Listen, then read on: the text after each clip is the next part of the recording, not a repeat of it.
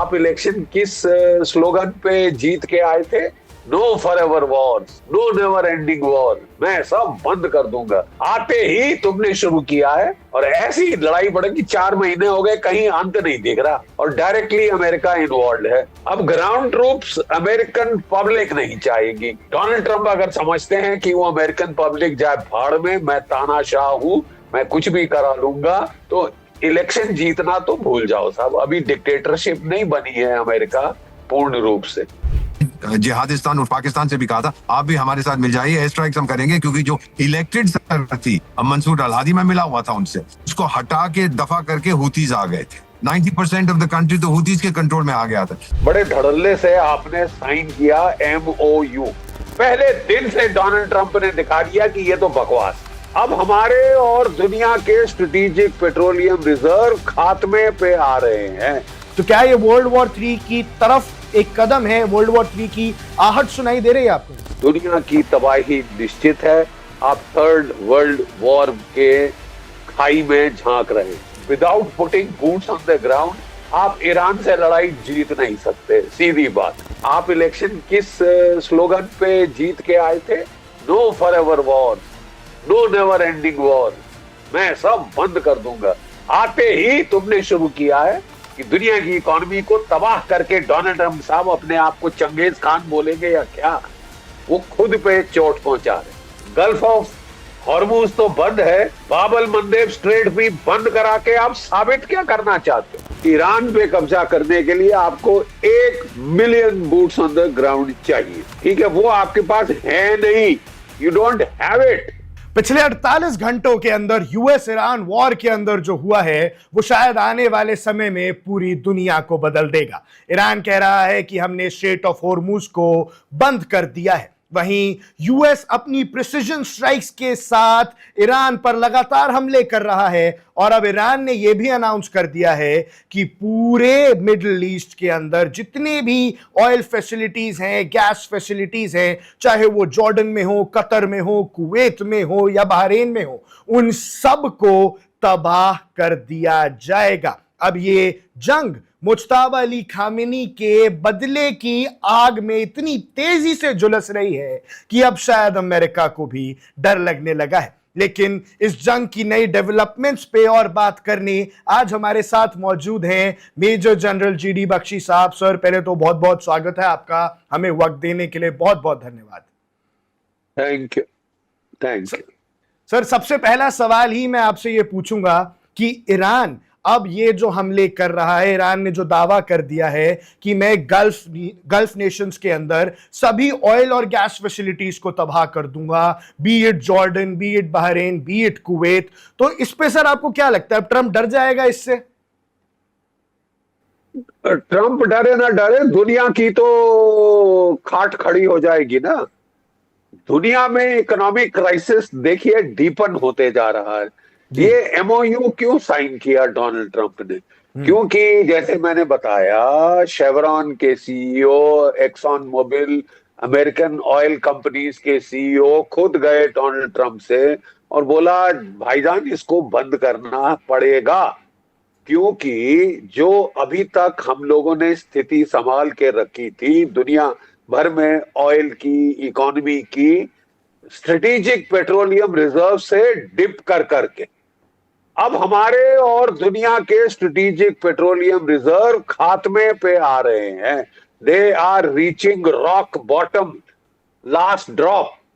और उसके पहले वो हो दुनिया के देशों को, अमेरिका को, चीन को, भारत को, बाकी सब देशों को ये अपना जो कि स्ट्रेटेजिक पेट्रोलियम रिजर्व्स हैं उनको रिप्लेनिश करना होगा।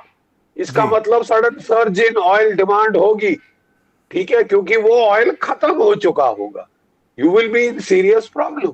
और अगर ऐसे टाइम पे 22% दुनिया का तेल आप ऑफ द मार्केट कर दें कि ईरान, गल्फ ऑयल वगैरह सब खलास, तो आपकी ऑयल की कीमत प्रति बैरल 150 से $200 प्रति बैरल चले जाएगी और उससे पूरी दुनिया की इकोनॉमी फूक जाएगी। जी तो कैटास्ट्रोफे। जी सर इसीलिए ये एमओयू साइन हुआ था। एमओयू साइन हुआ नहीं कि चैं चैं शुरू हो गई अमेरिका में कि सरेंडर कर दिया, डोनाल्ड ट्रंप ने सरेंडर कर दिया। तो तिल मिला के उन्होंने जैसे तैसे इस एमओयू को तोड़ दिया। ये अमेरिका ने तोड़ा है, क्योंकि इसका जो फर्स्ट पैरा था वो कह रहा था कि टोटल सेसेशन ऑफ हॉस्टिलिटीज होगा, इंक्लूडिंग लेबनान। लेबनान शामिल था। इजराइल ने उसको फाड़ के फेंक दिया कि कोई लेबनान, हम तो हमले करते रहेंगे, तुमने साइन किया होगा। अमेरिका ने, हम तो बिल्कुल नहीं मानते। पहले तो डोनाल्ड ट्रंप लगे बोलने कि I am in charge, I am in control, Netanyahu is not in control, मैं कर रहा हूं सब चीज कंट्रोल। तो उन्होंने उन्होंने कोशिश करी कि बताने की, जतलाने की कि वो he will make Israel fall in line. हुआ यह है कि हमने उल्टा तमाशा देखा है। Israel has made America fall in line and restart the war. Restart the war. अब आपने जो अटैक्स किए हैं, आप चोट पहुंचाने के लिए किए हैं ईरान के ऊपर। पहले जी तो लग रहा था कि नहीं, केवल हॉर्मुज खुलवाने के लिए कर रहे हैं। एयर अटैक्स अलोन से आप हॉर्मुज खुलवा नहीं सकते। अब वो स्पेसिफिक इनके कमांड एंड कंट्रोल टारगेट्स पे हिट कर रहे हैं, जिसके चलते रूस ने अपना जो TU-124 है, कम्युनिकेशंस का, इलेक्ट्रॉनिक वॉरफेयर का जो जहाज है, वो भेजा है। जी क्योंकि आप जो है, आप पूरा ड्रामा करके कि हम तो पी स्टॉक कर रहे हैं, हम ये कर रहे हैं ताकि ऑयल की कीमतें किसी तरह नीचे हो जाएं, स्टॉक मार्केट्स में जो ब्लड बाथ हो रहा है वो खत्म हो जाए, और फिर आप उसको तोड़ दें और फिर करें अपनी मनमानी कि हम तो लड़ाई जीतेंगे, हम तो ये करेंगे। अरे साहब, without putting boots on the ground आप ईरान से लड़ाई जीत नहीं सकते, सीधी बात।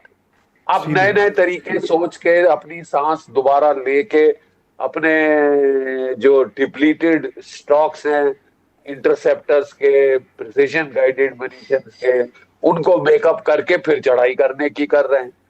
दैट सर मीन्स फिर ऑल ये द पीस स्टॉक का जो ड्रामा आप कर रहे हैं वो फरेब है, झूठ है। तो साहब, अगर आप इस तरह से धोखाधड़ी करते रहेंगे तो फाइनल पीस स्टॉक का आना तो इम्पॉसिबल हो जाएगा। कैसे ट्रस्ट करेगा कोई मुल्क आपके ऊपर? सर लेकिन अब भाई, हम यही आपने बड़े बड़े धड़ल्ले से, आई जस्ट फिनिश, बड़े धड़ल्ले से आपने साइन किया MOU। जी डोनाल्ड ट्रंप ने साइन किया, पेजेस्कियान ने साइन किया। पहले दिन से डोनाल्ड ट्रंप ने दिखा दिया कि ये तो बकवास। कोई इजराइल कोई हमला बंद नहीं करेगा लेबनान के ऊपर, बेरूट पे बॉम्बिंग जारी रहेगी, जो करना है कर लो। पहला पैरा से ही आपने शुरुआत, आगाज जो किया MOU का, आपने बोला कि जाए चूले, मैं नहीं मानता। और आपने मजबूर किया ईरान को कि वो फिर बोले ठीक है साहब, अगर ऐसा है तो गल्फ ऑफ हॉर्मुज बंद है, और उसने बंद कर दी है। और आप कुछ नहीं कर सकते खोलने के लिए। You can't change the geography of the gulf.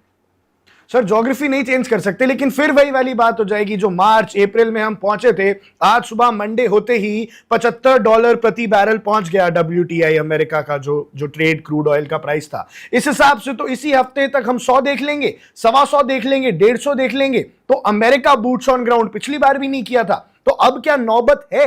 क्योंकि अब तो अगर होर्मुज बंद हो गया, इसी तरह से हमले होते रहे, तो इसी हफ्ते डोनाल्ड ट्रंप को बूट्स ऑन ग्राउंड करना ही पड़ेगा। देखिए, वही तो बात है बेसिक। अगर if you are serious about boots on the ground, Iran पे कब्जा करने के लिए आपको 1 million boots on the ground चाहिए। ठीक है, वो आपके पास है नहीं, यू डोंट हैव इट। उसके लिए आपको कंस्क्रिप्शन करनी पड़ेगी, 1-1.5 साल तैयारी करनी पड़ेगी, फिर आप कर सकते हैं वो वाला हमला। और कंस्क्रिप्शन के लिए आप समझते हैं पॉलिटिकली तैयार है अमेरिका के लोग? माय फुट तैयार है। और क्या कर सकते हैं आप 2 लाख अगर लगाएं अपने फौजी, तो जो उत्तरी तट है गल्फ ऑफ हॉर्मुज का, उसमें सिलेक्टेड एरियाज पकड़ सकते हैं।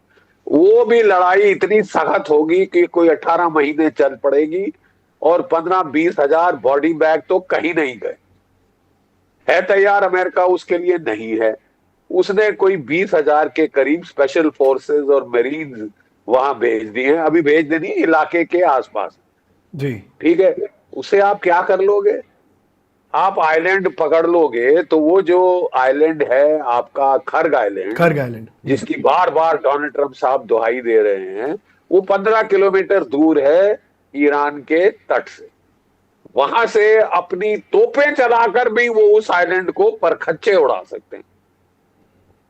जो भी ट्रूप्स आप उस आइलैंड पे डालेंगे उनका वापस आना, निकल के बच के आना इम्पॉसिबल हो जाएगा। अगर आप फालतू अपने ट्रूप्स मराने की आपको बड़ी तिलमिलाहट हो रही है कि मैंने मराए नहीं, ज्यादा अमेरिकन बॉडी बैग कोई खास आए नहीं, और डोनाल्ड ट्रंप तो यहां तक बोल रहे थे कि आपने 19 साल दिए और प्रेसिडेंट्स को लड़ने के लिए, मेरे को 4 महीने नहीं दे रहे। आप इलेक्शन किस स्लोगन पे जीत के आए थे? No forever wars, no never ending war, मैं सब बंद कर दूंगा। आते ही तुमने शुरू किया है और ऐसी लड़ाई बढ़ेगी। 4 महीने हो गए, कहीं अंत नहीं दिख रहा, और डायरेक्टली अमेरिका इन्वॉल्व है। अब ग्राउंड ट्रूप्स अमेरिकन पब्लिक नहीं चाहेगी। डोनाल्ड ट्रंप अगर समझते हैं कि वो अमेरिकन पब्लिक जाए भाड़ में, मैं तानाशाह हूं, मैं कुछ भी करा लूंगा, तो इलेक्शन जीतना तो भूल जाओ साहब। अभी डिक्टेटरशिप नहीं बनी है अमेरिका पूर्ण रूप से। जी। लेकिन सर अब यही एक और इंटरेस्टिंग एंगल सामने आ रहा है, जिस हिसाब से रशिया ने, पहले भी खबर आ रही थी कि मार्च अप्रैल में जब जंग चल रही थी तो इंटेलिजेंस दे रहे थे, कुछ रिपोर्ट्स थी कि वो ईरान को इंटेलिजेंस शेयर कर रहे हैं। आज खुले तौर पे तेहरान को प्लेन भेज दिया गया है, ऐसा प्लेन भेज दिया गया है जो रशिया के पास भी काफी लिमिटेड है। तो क्या वर्ल्ड वॉर 3 की तरफ हम जाते दिख रहे हैं? क्योंकि रशिया तो खुलेआम अब सपोर्ट कर रहा है, चाइना भी बैक चैनल से सपोर्ट कर रहा था, और जो रशिया और चाइना के साथ साथ ईरान का साथ देना जो जंग की शुरुआत से चलता आ रहा है अमेरिका के खिलाफ खड़े होने के लिए, तो क्या ये वर्ल्ड वॉर 3 की तरफ एक कदम है? वर्ल्ड वॉर 3 की आहट सुनाई दे रही है आपको यहां से? बिल्कुल सुनाई दे रही है, उसमें शक क्या है? देखिए, लड़ाई जो यूक्रेन में है वो इंटेंसिफाई होगी, क्योंकि आपने पीस टॉक करते रूस को ऐसे छेड़ा है, रूस के ऊपर आपने वार पे वार करते रहे हैं, अपने टेक्नोलॉजी दे के आप उसकी रिफाइनरीज को ठुकवा रहे हैं। ऐसी हालत रूस में पैदा कर दी है कि उसे भारत से पुतिन को मांग करनी पड़ी कि मेरे को रिफाइंड ऑयल और डीजल और पेट्रोल भेजिए, और हम भेज रहे हैं, वहां से चीन भेज रहा है। ठीक है, तो आप मतलब पीस टॉक का बात करते हैं, लेकिन पूरा नुकसान पहुंचाने की चेष्टा अमेरिका की है, यूरोप की है, और वो अब रूस को उन्होंने इतना बोरिया दिया है, बौखला दिया है पुतिन को, कि वो एस्केलेट करेगा यूक्रेन में, और टिट फॉर टैट आपको वो जवाब देगा ईरान के जरिए। ठीक है, और ईरान को दोनों चीन और रूस इंटेलिजेंस सपोर्ट देते आए हैं, targeting support via BeiDou satellite, GLONASS satellite, GPS जो इनके हैं, उससे टारगेटिंग इंफॉर्मेशन पूरी देते रहे हैं। और अब तो बात हो रही है कि रूस जो है ईरान को Su-35 जेट फाइटर्स देने वाला है, और S-400 surface to air missile देने वाला है, जो गेम चेंजर हो सकता है। जी। उसके बाद अमेरिका का एयर अटैक करना आसानी से फिर आसान नहीं होगा साहब। अच्छा खासा नुकसान उठाना पड़ेगा, अच्छा खासा नुकसान उठाना पड़ेगा। जी जी। तो अब सर ये तो लड़ाई तो बढ़ती ही दिख रही है, और बढ़ने में प्रॉब्लम यह है कि गल्फ ऑफ हॉर्मुज बंद रही तो दुनिया की इकोनॉमी का सवा सत्यानाश बिल्कुल सर्टन है। क्योंकि अब ऐसी स्थिति आ गई है कि जो आपके पास लीवे थी स्ट्रेटेजिक पेट्रोलियम रिजर्व्स की, वो खत्म हो चुकी है। अब आएगा असली कष्ट, और इसलिए अब जरूरी है कि गल्फ ऑफ हॉर्मुज खोले, अपनी चतुराई दिखाते दिखाते ये कि हम तो गल्फ ऑफ हॉर्मुज साउथ से खोल देंगे और भाड़ में जाए ईरान, एमओयू जाए भाड़ में, ये तो हम बेवकूफ बनाने के लिए करते। तो आप किसका बेवकूफ बना रहे हैं? आप अपना और दुनिया का बेवकूफ बना रहे हैं। झूठ और फरेब की भी कोई हद होती। Why did you sign the MOU if you had no intention of abiding by it? इतना बड़ा बड़ा काले अक्षरों में साइन क्यों किया आपने, जबकि डे वन से आप उसको तोड़ने पे आमादा थे? हमने तो बेवकूफ बनाया। स्टॉक मार्केट्स को कंट्रोल करना था, वहां पैसे भी कमा रहे हैं ये कि मैं प्ले करूंगा स्टॉक मार्केट्स, प्ले करूंगा प्राइस ऑफ ऑयल। तो फिर ये साहब खेल बड़ा महंगा पड़ जाएगा दुनिया को। ये तो आप गिठान बांध के चलिए, और ये तबाही करने पे तुले हैं दुनिया की इकोनॉमी की, और कर रहे हैं। चतुराई से बाज नहीं आएंगे, ईगो इनकी अड़ गई है। क्योंकि जहां इन्होंने अकलमंदी का काम पहली बार किया अपनी सेकंड टर्म में कि ये सीज फायर की डील साइन कर दी, लोगों ने बोला आपने सरेंडर कर दिया, दूसरे दिन से उसको तोड़ने पे आमादा हो गए, तुल गए। तोड़ के छोड़ा है जी, तोड़ के छोड़ा, भी आपको दिखा दी, दूसरे ने भी दिखा दिया। आप तोड़ोगे तो ठीक है, गल्फ ऑफ हॉर्मुज बंद कर देंगे। सर, अब हमने अमेरिका के पर्सपेक्टिव से तो समझ लिया कि जो डोनाल्ड ट्रंप ने किया वो सरासर बेवकूफी थी, पूरी दुनिया को अब फिर से ऑयल क्राइसिस की तरफ धकेल दिया। लेकिन अब यहां ईरान के अंदर खामिनी की मौत का बदला लेने की भावना है। मुज्तबा जी ने ऐलान किए हैं कि जब तक बदला नहीं लेंगे शांत नहीं बैठेंगे, हिट लिस्ट जारी की है। अब यहां से ईरान का आगे का रास्ता क्या है? ईरान यहां से आगे जंग कैसे लड़ेगा? एज ए डिफेंस एक्सपर्ट भी, ईरान के पास की जो बैलिस्टिक मिसाइल्स हैं अब कितनी बची हैं, कितना दमखम अब उनके पास बचा है इस जंग को लड़ने के लिए, और वो कितना खींच सकते हैं? देखिए, ईरान ने शुरू से कह दिया था कि आप हफ्तों के लिए लड़ने को तैयार हो, हम महीनों के लिए लड़ने को तैयार। इतना हमारे पास है। पहले अंदाज था कि ईरान के पास कुल 1500 से 2000 मिसाइल है। लड़ाई के बीच में ये अंदाज CIA ने बदली किया, बोला साहब कम से कम 3 से 4000, 2000 3000 से ज्यादा मिसाइल हैं, 80,000 के करीब ड्रोन। तो ये 80-90 प्रतिदिन, 50-60 प्रतिदिन फायर करते रहे, तो ये तो चल सकते हैं महीनों महीनों। और क्या दुनिया चल सकती है महीनों महीनों और पेट्रोल बंद होने के बाद गल्फ ऑफ हॉर्मुज के? ये प्रॉब्लम है ना। क्या अमेरिका की इकोनॉमी कितनी देर चल सकती है अगर ये ओवरऑल ऑयल की प्राइसेस चढ़ गई फिर से? तो यही तो अमेरिका के CEOs ऑयल कंपनीज के डोनाल्ड ट्रंप को समझा रहे थे, और पहली बार उसको समझ आई कि मैंने क्या बेवकूफी करी है। I will have to shut it down. Problem उसकी ये है कि ना इजराइल बंद करना चाहता है, और ना अमेरिका के अंदर जो ज्यूइश ज़ायनिस्ट लॉबी है वो अमेरिका को लड़ाई बंद करने देगी।